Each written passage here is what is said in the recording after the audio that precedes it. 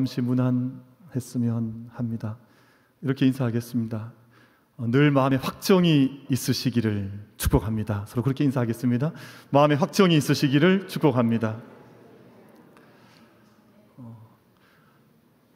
확정에 관한 오늘 찬양을 드려서 참 귀한 고백이라 하는 생각을 했었습니다. 마음에 확정이 있는 사람과 확정되지 않은 인생은 사실은 이게 비교할 수 없는 그 모습을 나타낼 수밖에 없거든요. 우리 함께 한 번만 더 인사하겠습니다. 주님께로 늘 돌이키시기를 축복합니다. 서로 인사하겠습니다. 주님께로 늘 돌이키시기를 축복합니다.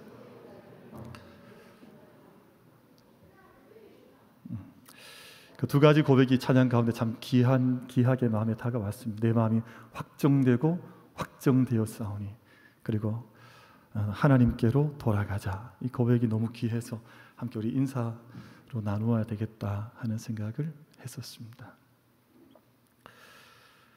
오늘은 8월 셋째 주일 예배로 우리 하나님 앞에 함께 예배드리고 있습니다. 우리 청년들 쉽지 않을 것 같아요. 왜냐하면 어제 늦은 시간까지 수련회를 하고 또 이제 몇 시간 자지 못하고 올라와서 또 섬기고 찬양대를 섬기고 또 마치고 나면 각 부서나 또 청년부로 들어가야 되니까 청년들이 쉽지 않겠다, 몸이 좀 고단하겠다 하는 생각이 들어서 우리 청년들만 오늘 예배 때 잘 수 있는 특권을 주겠습니다. 그래서 제가 혹시 졸더라도 제가 다른 얘기 안 할 테니까 마음껏 주무셔도 괜찮습니다. 대신 코만 골지 않으시면 우리 청년들에게 박수로 같이 한번 격려 한번 하겠습니다.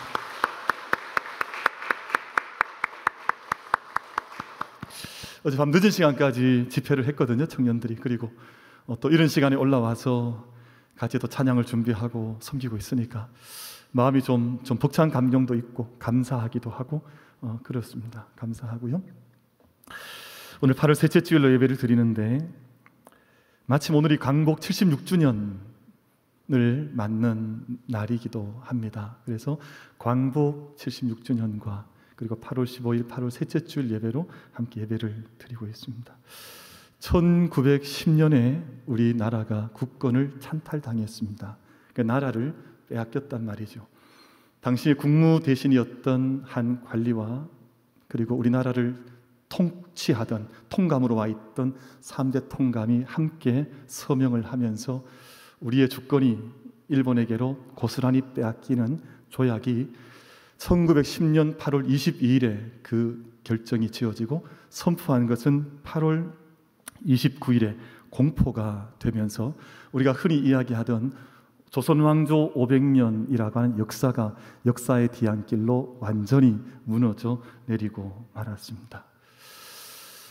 그 후에 35년 동안 우리의 이 백성들, 이 땅에 있는 모든 백성들은 나라 잃은 백성이 되었습니다.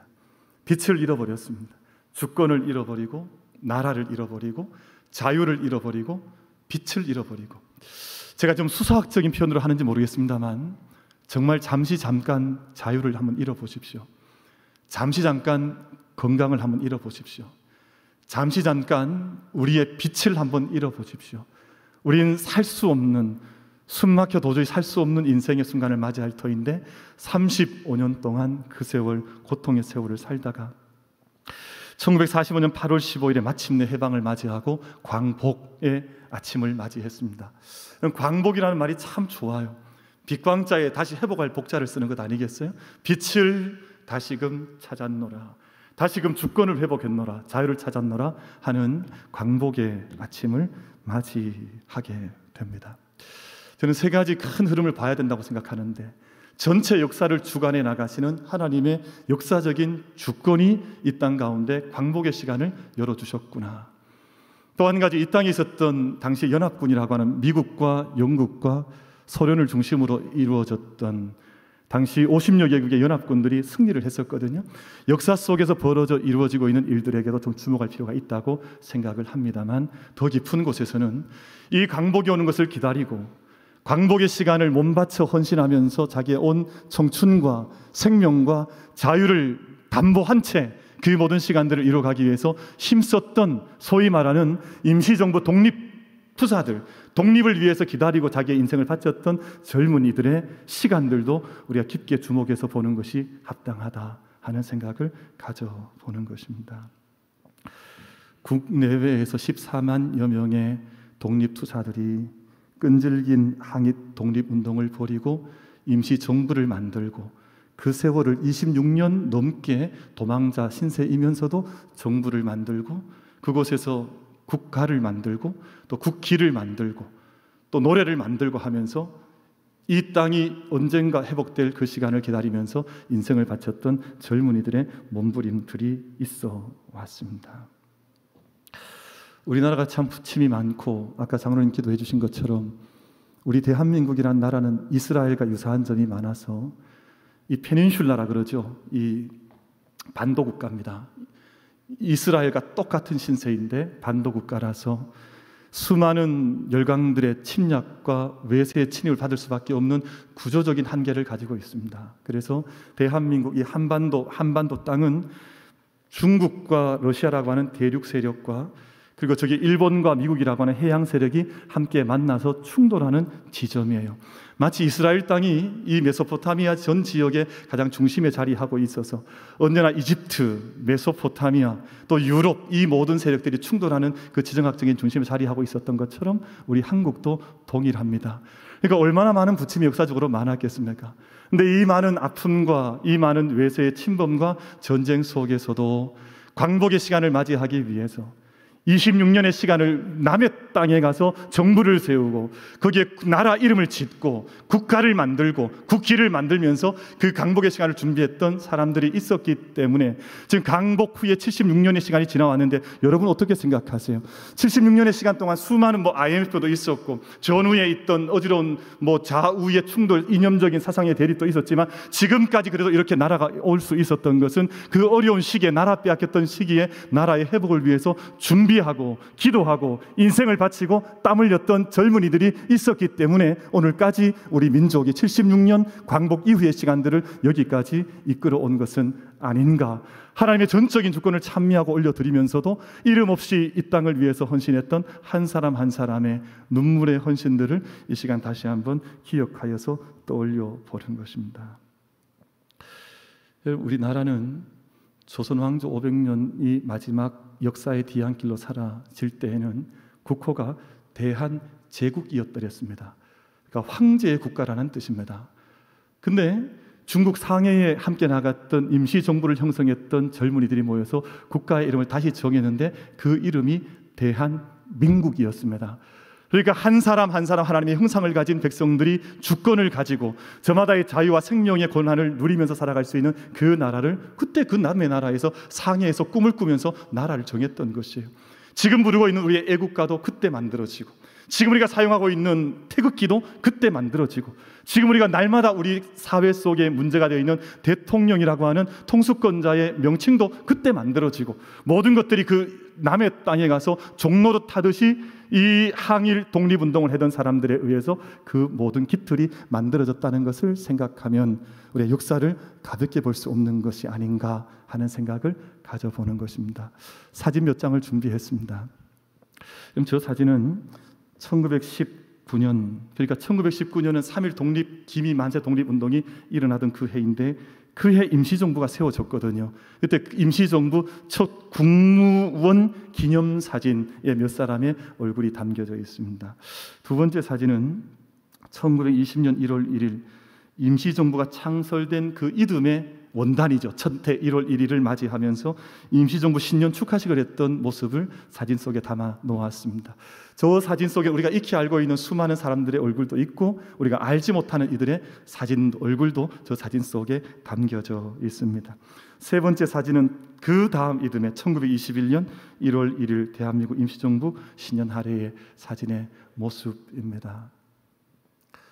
저 사진은 국내에서 찍은 사진이 아니라 남의 나라에 가서 임시정부라고 하는 한 정부를, 과도 정부를 만들고 거기에서 곧 멀지 않아 언젠가 임하게 될 강복을 기다리던 그 사람들, 한 사람 한 사람들이 모여서 광복군을 조직하고 또 자기의 인생을 헌신했던 젊은이들, 오늘 우리 청년들 같은 그때 그 나이 다 아니었겠습니까? 근데 그 청년들의 모습이 저 역사의 기록의 한 장면으로 담겨져 있습니다.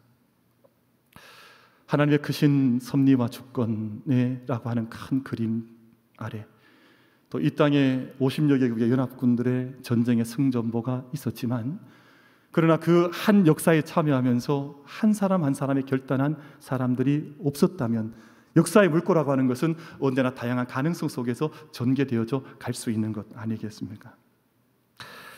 사랑하는 성도 여러분, 광복을 맞이하기 전 임시정부를 세우고 나라를 회복하는 일꾼들이 있었던 것처럼 오늘 우리가 믿음의 이야기들을 말씀을 설교를 통해서 나누면서 하나님의 나라 역시 다르지 않다고 하는 것을 기억하고자 합니다.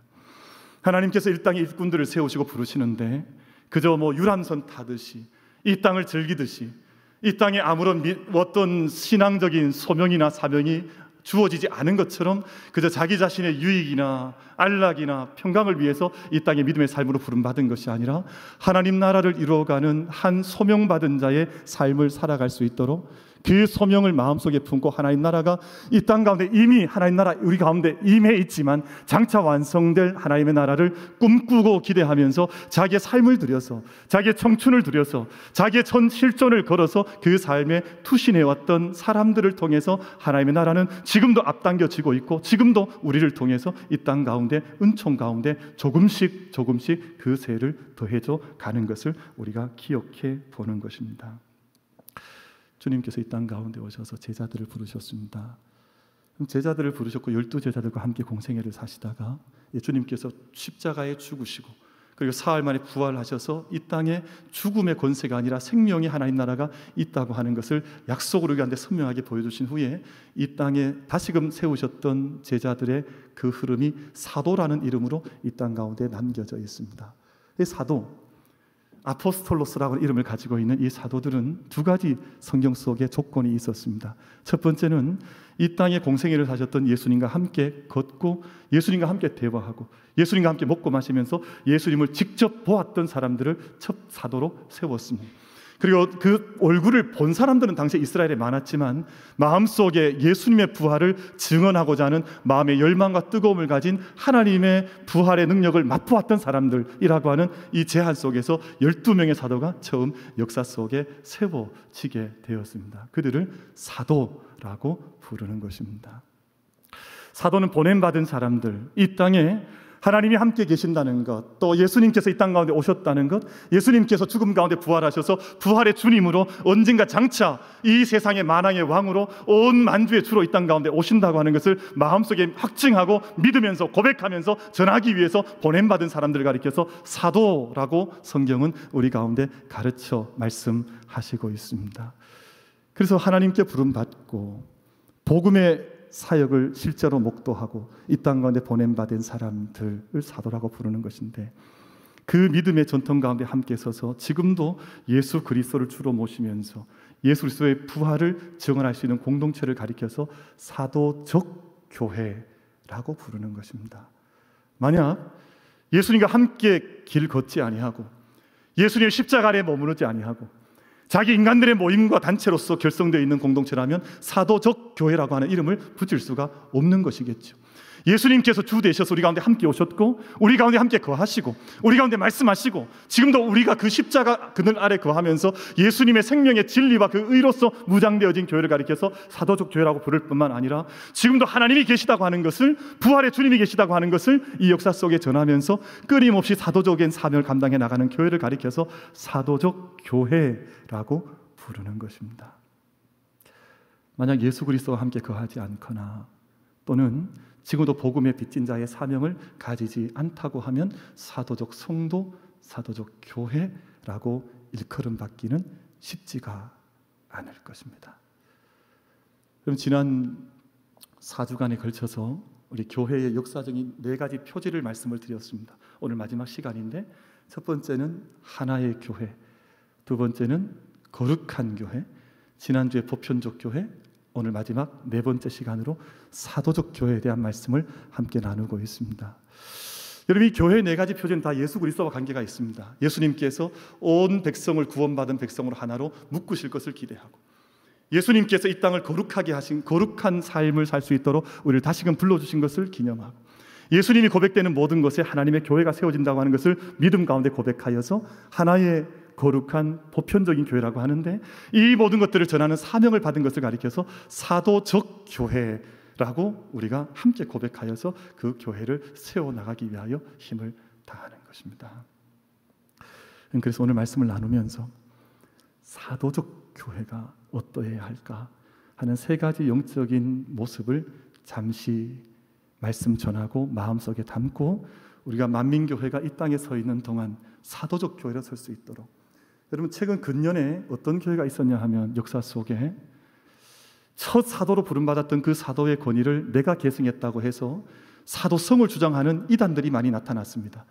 내가 사도다, 내가 그 권위를 이어받았다 해서 자기 자신의 고난 속에 교회를 좌우지하는 그런 교회들이 나타났어요.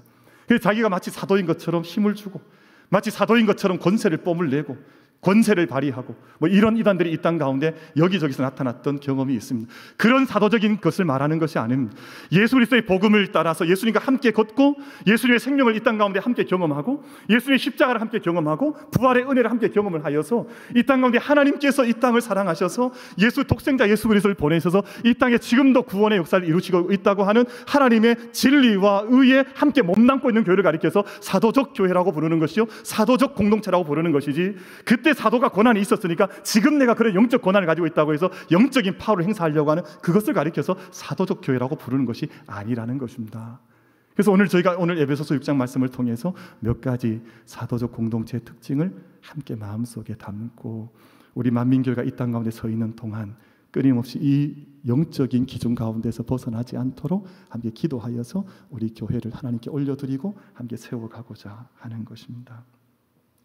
첫 번째, 하나님의 교회는, 여러분 10절 말씀을 보십시오. 10절 말씀 속에 이렇게 기록이 되어져 있죠. 10절입니다. 끝으로 너희가 주 안에서와 그 힘의 능력으로 강건하여지고. 여러분, 하나님의 교회는, 하나님의 성도는 끊임없이 주 안에서 강건하여질 수 있는 믿음의 성도들과 교회, 계속해서 강건하여져야 합니다. 여러분, 쇠퇴하거나 뒤로 후퇴하거나 물러서거나 세상에서 넘어져 낙막한 채 세상의 모습 속에서 자빠져서 쓰러져 있어서 일어서지 못하는 교회가 아니라 끊임없이 주 안에서 강할 수 있는 공동체와 성도들, 끊임없이 주님께서 주신 주 안의 능력으로 강하여지기를 소망하면서 그 능력을 주님께 부름받는 그날까지 놓치지 않는 성도들. 사도 바울께서 내 육신은 후패해져 가지만 내 영혼은 날로 새롭도다. 만나보면 알거든요. 우리가 대해보면 알거든요. 이 영혼 속에 강한 하나님의 능력 가운데에서 강건하게 서 있는지 날마다 쓰러져 있는지를 우리가 볼 수 있게 되는 것인데, 이 시간 여러분 축복하고 선포하고 싶습니다. 우리 모든 만민교회 사랑하는 성도들께서 주 안에서 강하여지고 주님의 능력 가운데서 담대하여지고 온전히 설 수 있는 믿음의 교회들과 믿음의 성도들로 함께 서갈 수 있는 이 재단이 되어질 수 있게 되기를 주님의 이름으로 축복합니다.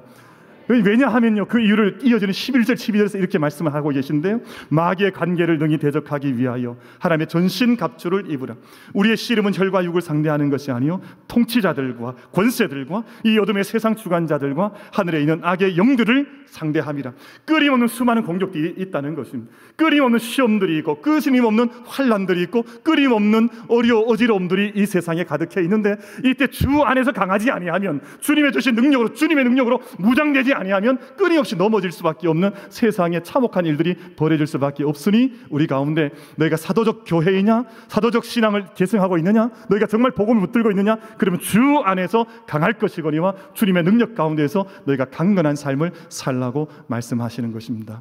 사랑하는 우리 모든 예배자 여러분, 우리 모든 만민 가족들이 매일 만나면 죽겠다, 막 죽겠습니다, 막 기력이 없습니다, 이런 이야기 하지 말고요, 주님 내게 함께 하시니, 주님 내게 능력 주시니 나는 오늘도 주님과 함께 달려갑니다. 나는 주님께 방향을 정했습니다. 내 마음은 확정되었습니다. 주님과 함께 믿음의 선포를 감당해 나가며 살아갈 수 있는 우리 모든 예배자들 다 되시기를 주님의 이름으로 축복합니다.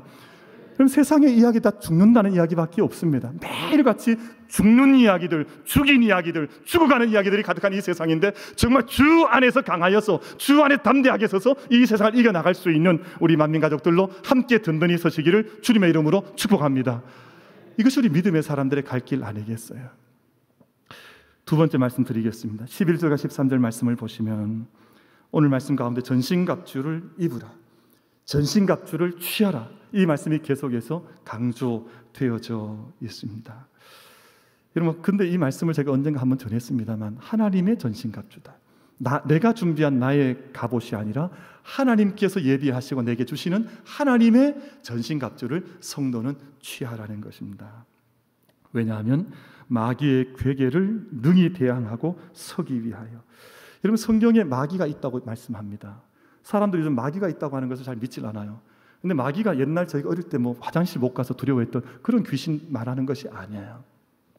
뭐 이렇게 머리 길게 늘려뜨리고 흰 소복 입고 또 칼 하나 웬만하면 물어주고 뭐 이런 귀신을 말하는 것이 아닙니다.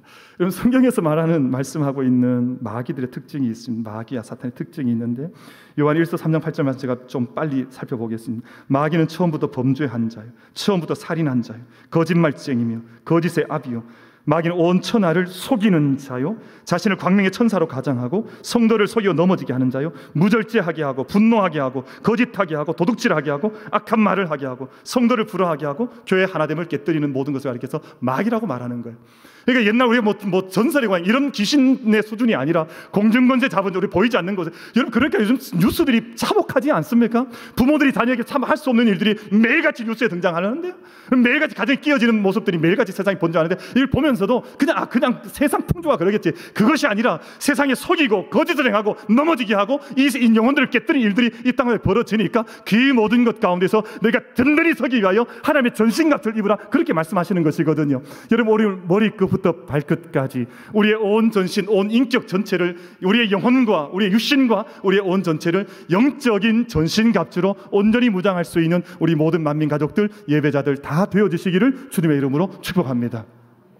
얼마 전 이제 올림픽이 지나갔습니다만 펜싱 경기를 보면 머리끝부터 발끝까지 자기의 갑옷을 입지 않습니까? 특별한 재질로 만들어서 이 방탄복이거든요. 칼이 찔리는데도 칼이 찔리지 않는 옷을 입고 그 경기에 나서는 것인데, 왜냐하면 머리끝부터 발끝까지 어디든 종목받을 수 있으니까.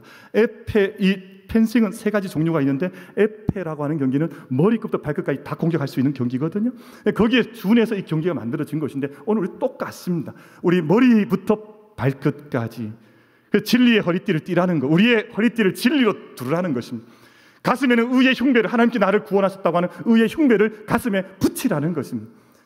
우리 안에 있는 모든 믿음의 걸음 가운데에서 어디 하나 안전한 곳이 없으니까 모든 것들을 구원의 투구를 쓰고, 그리고 의의 흉배를 붙이고 복음의 신을 신고, 그리고 성령의 검을 들고 믿음의 방패를 들고 우리의 삶 가운데서 전체를 전신갑주로 무장하지 않으면 우리는 언제라도 넘어질 수 있는 약한 존재들이니까, 하나님 앞에서 하나님께서 마련해 주신 영적인 도구를 의무적으로 가지라는 것입니다.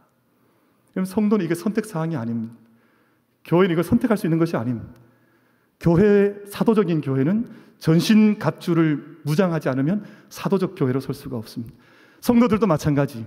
이것으로 무장하지 않으면 온전한 성도 이 땅 가운데 설 수가 없습니다. 좀 믿는 것처럼 흉내를 낼 수 있을지 모르지만 늘 세상 속에서 살아가는 사람들과 똑같이 이 세상의 사람들로 그렇게 살아갈 수밖에 없기 때문에, 오늘 우리 예배에 올라온 사랑하는 모든 성도들께서는 하나님께서 마련하여 주신 전신갑주로 함께 무장하여서 우리가 함께 진리의 띠를 띠고, 얼마나 좋습니까? 진리로 우리 삶을 띠를 띠고, 우리가 함께 하나님께 나를 의롭게 하셨다고 하는 의의 흉배를 가슴에 붙이고, 우리가 구원의 투구를 머리 위에, 세상은 너희는 구원받지 못했다, 너희는 멸시받는 자들이다, 너희는 죽을 자를 끊임없이 말하지만 이미 우리 하나님께 생명의 구원을 받은 사람들로 우리의 머리를 지키고 복음으로 예비한 모든 것들을 우리 삶 가운데 신을 신고 걸어가면서 우리가 믿음의 방패를 들고 하는 이 모든 일들, 얼마나 귀한 무장들입니까? 이런 무장보다 더 자랑스러운 옷이 어디에 있겠어요? 여러분, 저는 만약 이 세상 속에 무슨 대포로, 총으로, 칼로 이렇게 무장하라고 했으면 이 말씀 전하지 못할 것입니다. 그러나 하나님께서 우리 가운데 가장 좋은 것들로 무장케 하신 영적인 전신갑주로 우리 삶 전체를 온전히 함께 무장해 나갈 수 있는 우리 만민 가족들 다 되어주시기를 주님의 이름으로 축복합니다. 바로 오늘 우리 쪽에 주신 말씀 13절 말씀 이하에 14절 15절 말씀 속에 이 말씀을 우리 가운데 주신 것입니다. 한 가지 더 말씀드리고 말씀 맺겠습니다. 18절 말씀 보시면 전신갑주와는 다르게 한 가지 말씀을 하시는데, 우리 가운데 기도하라는 것입니다. 우리 이렇게 생각할 수 있습니다. 아니, 전신갑주 안에 기도를 하나 넣어 놓으시면 어땠을까? 하나님께서 기도를 구별하신 것이에요. 여러분, 모든 우리 삶을 온전히 지켜주는 모든 귀한 진리든 의든 믿음의 방패이든 모든 구원의 투구는 우리가 다 모든 쓴 사람들은 이 모든 것들을 기능하게 하는 것은 결국은 기도라는 것입니다. 아무리 좋은 옷을 입었다 할지라도 자기 안에 생명의 바람이, 생명의 기운이 함께 하지 못하면 그 전쟁을 어떻게 누가 승리할 수 있겠습니까? 근데 하나님께서 이 모든 전신갑주를 입은 사람들은 기도 가운데 이것을 활용하고 기도 가운데 이 모든 것이 기능할 수 있도록 영적인 능력 가운데 사로잡히는 그 길을 걸어가라고 오늘 우리를 통해서 말씀하시는데, 18절 말씀 우리 한번 같이 한번 읽으십시다. 우리 한번 세게 한번, 우리 힘차게 18절 말씀 합독하겠습니다. 같이 읽겠습니다. 시작. 모든 기도와 간구를 하되 항상 성령 안에서 기도하고 이를 위하여 깨어 구하기를 항상 힘쓰며 여러 성도를 위하여 구하라. 아멘. 이것이 에베소서를 마무리하면서 사도께서 하나님께서 우리 가운데 주신 약속의 말씀이에요. 너희가 기도하되 모든 기도와 간구, 여러분 뭐 개인 기도든 단체 기도든 뭐 침묵 기도든 통성 기도든 할 수 있는 모든 기도와 간구를 다 하라는 것입니다. 나는 뭐 침묵 기도 좋아하는 침묵 기도 하십시오. 나는 통성 기도 좋아합니까? 통성 기도 하십시오. 하지 않는 게 중요한 것이 아니라 하는 게 중요하니까 모든 기도와 간구로 기도하라고 그렇게 말씀하는 것 아니겠어요? 그리고 항상 성령 안에서 기도하라는 것입니다. 자기의 생각, 자기의 육체의 소욕이 아니라 늘 성령께서 인도하시는 그 힘을 의지하여서 성령께서 도우시는 기도 가운데 기도하면서 깨어 구하기를 항상 힘쓰라는 것입니다. 이것이 한번 뭐 한때 되었다가 많은 것이 아니라 항상 힘써서 모든 기도로 기도하고 성령 안에서 기도하는 이 기도를 항상 드릴 수 있도록 깨어서 기도하라고 하는 것이 18절 가운데서 우리 가운데 주신 하나님의 말씀.